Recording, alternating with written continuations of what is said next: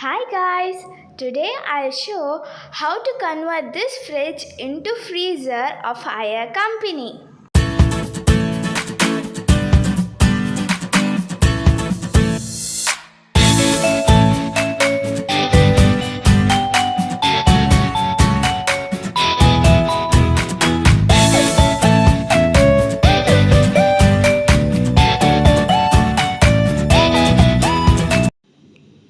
Press the 3-second lock button for 3 seconds.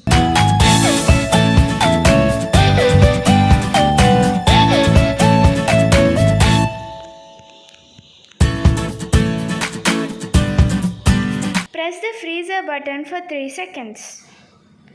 Press the 3-second lock again for 3 seconds.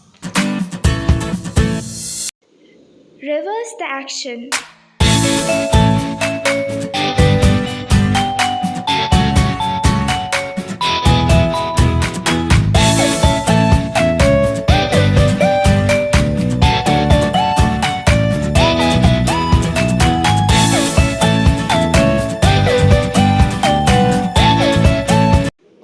This is how it looks inside.